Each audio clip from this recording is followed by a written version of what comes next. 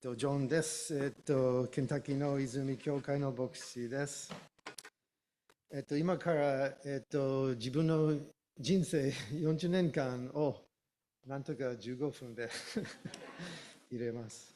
よろしくお願いします。So I'm going to squeeze about 40 years of my life into 15 minutes, kind of share part of my testimony and my calling.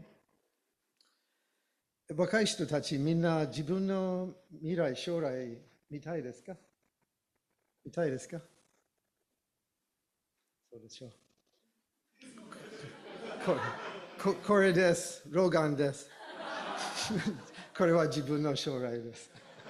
This is your future, everybody. I'm already experiencing it. Anyway, yeah, I'm glad to be with you all and have a chance to share the story of God's calling in my life. I'm going to begin first, though, with a question. Here's the question. Was Moses just a humble guy by nature, or did he become humble through God's work in his life? Got the question? Was Moses just a humble guy by nature, or did he become a humble man through God's work in his life? Because God himself describes and commends Moses as being the most humble person on the whole planet.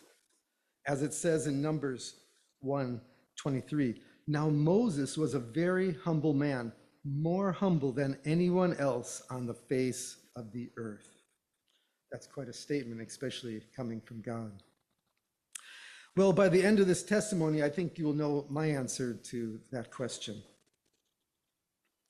I can now see how God's work and calling in my life was kind of like a dot-to-dot picture. And now that all the dots have been connected, the picture is clear and obvious. But at the time, none of us can really see the good work that God is doing or where it's kind of all leading to, right? As a young boy, my family went to church, but my father didn't want too much religion in his life. So the church that he chose, I think, was just kind of about, looking good on the outside, and there wasn't too much emphasis on the inside. They didn't really share the gospel, and this resulted in my parents' divorce when I was just 10 years old, and my brother, Nicky, who I love dearly, taking his own life when he was just 16 and I was 11. I didn't know God. I thought there was a God, but if there was a God, his life and my life seemed to be about as far apart as the moon and where I stood in my little hometown of Lombard, Illinois. But God used my brother's death to get me thinking and thinking deeply. And that's why I was ripe and ready to believe when I did hear the gospel my sophomore year of college. I knew I was a sinner needing to be saved. And I think Jesus at that time was my Savior, but I wonder now, was he also the Lord of my life, or was he just my Savior? Compared to my roommate, who was also saved with me at the same time, I was very quiet and shy from kind of all those years kind of grieving my brother's death. And I would say like the least likely person that God would ever use, right? And yet, I don't know why, but at that time, my roommate, Tommy, who was very social and very outgoing, one day he says to me, hey, John, maybe someday you'll become a pastor. I never even answered him, but he said that to me, but I never even answered him. But in my heart, I thought, yeah, right, that will never happen. Maybe you, though, but definitely not me. Well, I had a short but kind of joyous first few months as a Christian. I was actually studying forestry and ecology at Southern Illinois University. And at that time, all I thought I wanted to do was like be out there in the woods with the trees. Little did I know at that time that I was really more of a people person than I knew, or that I would be someday as God healed me. I guess things were okay in those first few days until I started debating with God. It was a long, ongoing mental debate with him over my brother Nicky's eternal status. Was my brother in heaven or was he in hell?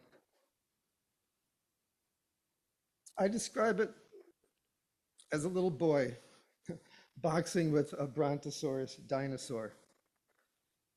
this went on for a long time, and it was like my fists, like me getting all beat up, my fists are getting bloody, but the brontosaurus probably just felt like a flea, maybe brushed his side or something. That the brontosaurus being God, right? Here I was, what I was really needing was God in my life, his love and his presence and his help. But this attitude and this debating with him sabotaged my own relationship with the Lord. And that was making me sick. And over a long period of time, it was like kind of killing me. Even so, God watched over me all those years. You know, cats, they say, have 9 lives.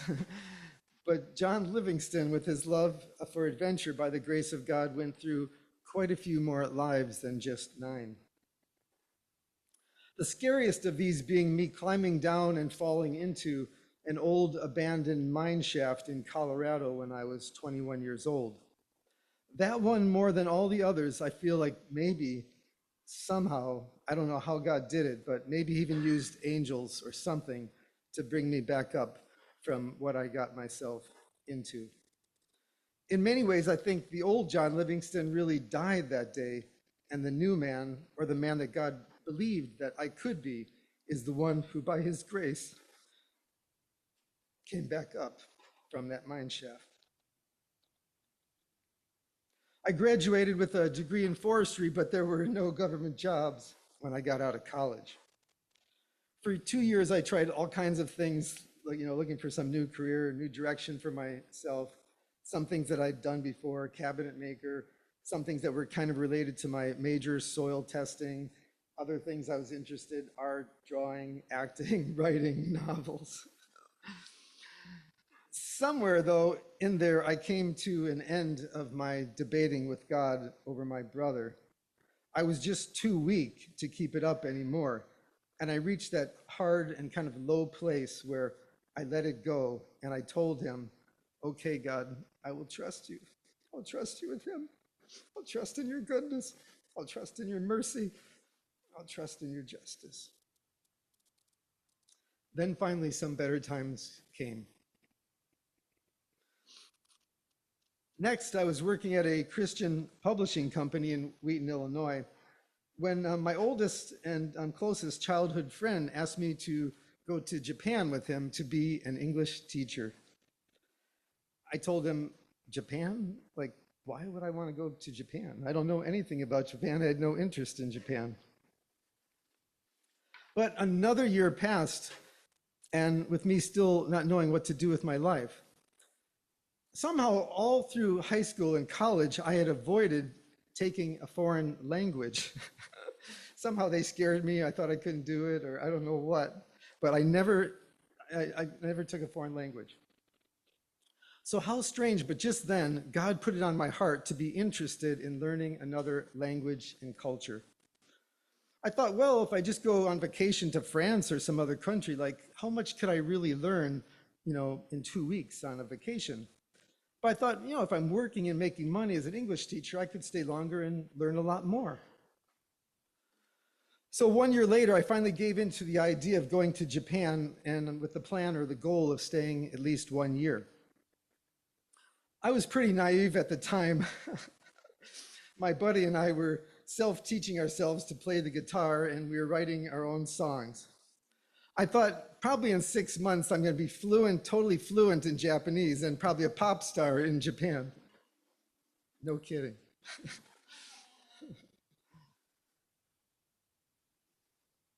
And the last job I had again was working at this Christian publishing company, and all the wonderful Christians there were excited about me going to Japan, and they acted like they were sending out their own personal missionary by me going to Japan. But when I got to Japan, I made the mistake of, just having fun, not going to church, not establishing Christian friends or any fellowship. But while I was teaching English, I wanted to learn Japanese, and so I did a language swap. There was this Japanese guy I met through somebody at some party or something. His name was Masataka. And we'd meet every week, and I would teach him English, and he would teach me Japanese. And he was somewhat interested in Christianity, and he would ask me questions, which probably I didn't answer very well. But somehow on his own, he became a Christian. And then one day he invited me to his church. I had a serious Japanese girlfriend at that time by the name of Noriko. We both started going to church, and I immediately felt God's presence there. I felt kind of the result of my mistake as well, kind of being distant from God. And I wanted to rededicate my life to the Lord. It became a bit of a struggle going the 1.5 hours that we had to travel, though, to go to this church with Noriko. And we'd sit through the message, and I'm getting excited, but she'd be like, Dikai dekinai, Dikai dekinai. Like, I can't get this. I don't understand this. And so that became a little bit of a tension between us. I'd never been baptized, but now at last I had a desire to do so, to be baptized. I talked to the pastor about that desire to be baptized, and he said, you should wait and be baptized with Noriko-san. At that point, it became clear to me that I'd sort of burned my bridges behind me, and there was no way for me to go forward either. I couldn't just dump her. I couldn't go forward and be married either, right? The Bible says, do not be yoked with a non-believer. So I got down on my hands and my knees and I prayed for God's mercy and help. And by his grace, she came to faith, mostly trusting in my faith, as small as that was. And we were both baptized in a small river near Kyoto. Somewhere about this time, I also prayed a very important prayer. You know, I'd done so many different jobs from high school until that time. I don't know, maybe 14 different things. But I finally came to sort of the end of myself, and I prayed and I said, Lord, now what do you want me to do with my life? The emphasis on the word you, because I'd been trying everything that I thought would make me happy, everything that I thought would, improve my self-identity or something. But I said, Lord, what do you want me to do with my life? You would think that he would have a quick answer and be like, yeah, John, okay, great, I've been waiting for you. Go do this, but no. Noriko was a unique person in that at the young age of just 16, she became a professional mangaka, writing manga, I think, almost every week for Margaretto.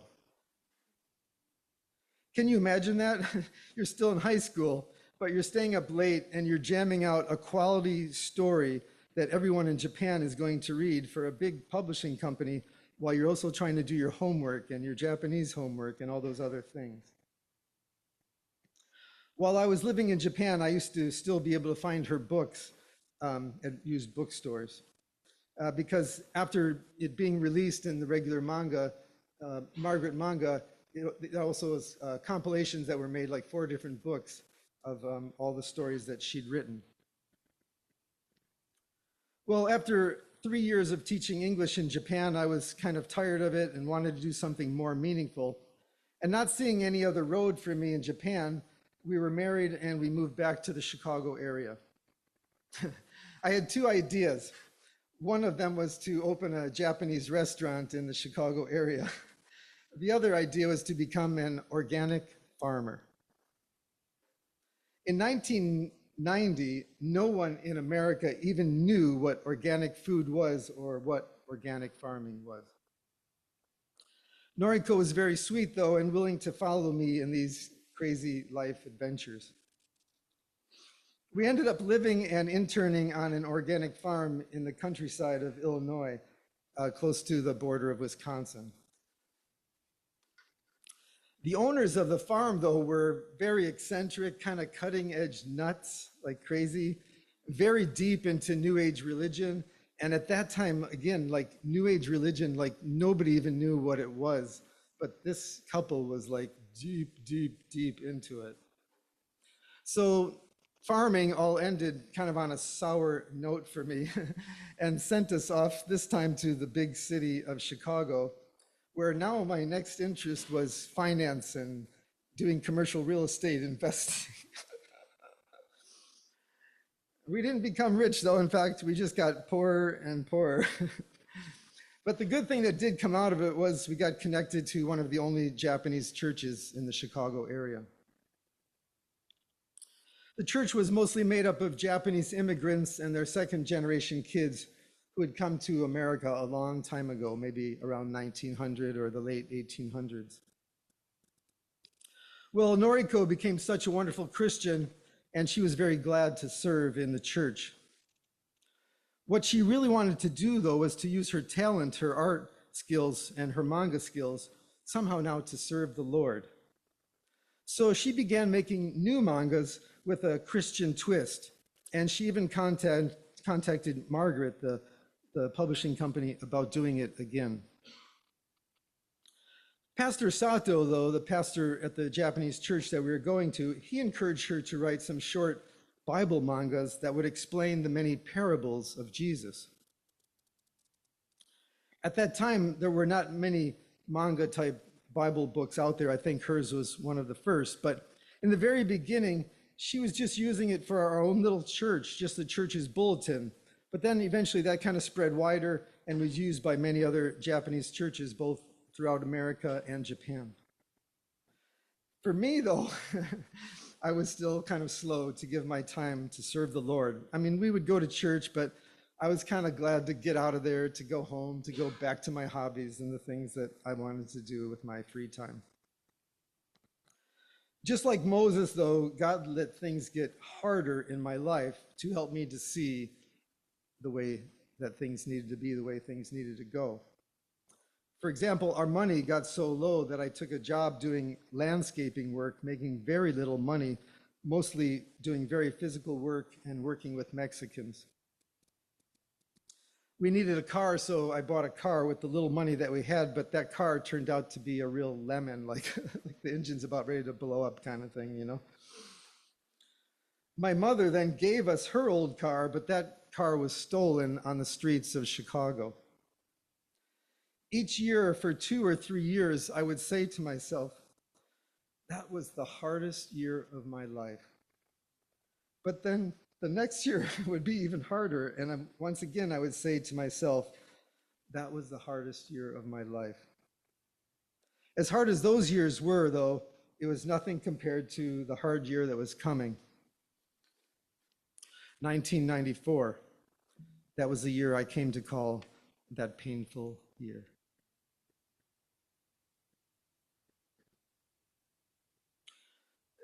Noriko had some bleeding, as women sometimes do.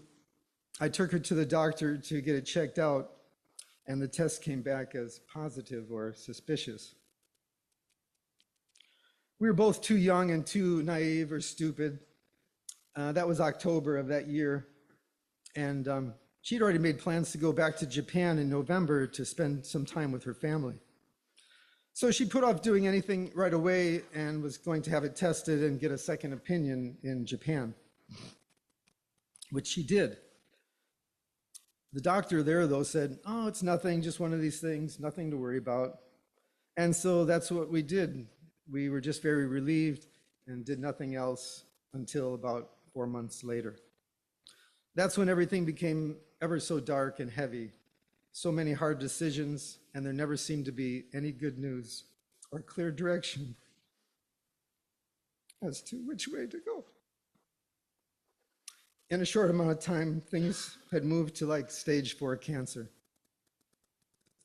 I prayed and fasted, and we tried all kinds of things, alternative medical approaches, even going to Mexico. It was actually on one of the more quieter days, though, when we were just driving home from the doctor's office, that she clearly heard the words, "Senkyoshi ni narinasai," become a missionary.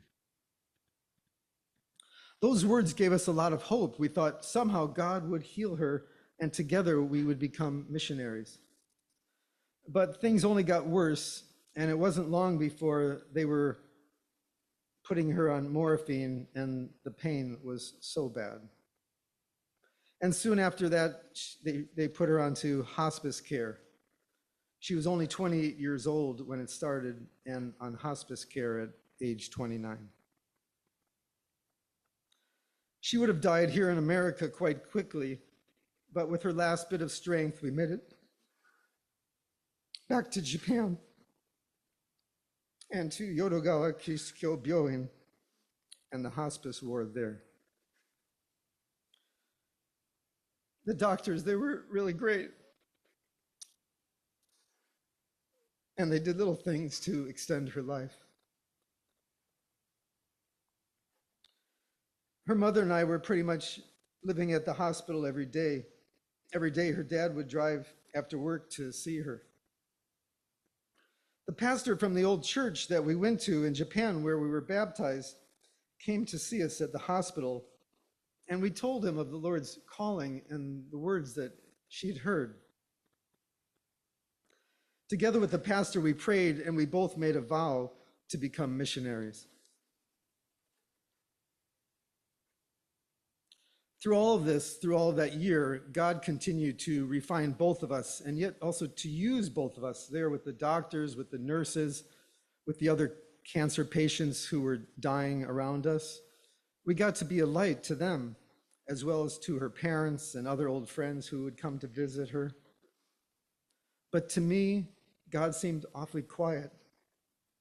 Each week, the doctors would meet with me and give me an update on her condition, which was basically to tell me, not much time left, not much time left. To which somehow I would tell them, I believe God is going to heal her and we're going to become missionaries. In January of that year, very early in the morning when everyone was still asleep, the big Hanshin Daishinsai, or Great Hanshin earthquake, occurred, and we too were shaken with it. The Kansai area where we lived was not supposed to have big earthquakes, but in just a matter of minutes, thousands of people all around us perished like that. People who thought they had years and years to live all perished oddly before Noriko, who was told she only had days to live. It was rather bizarre, so many people dying. There were not even enough places in cemeteries and such for people to be buried.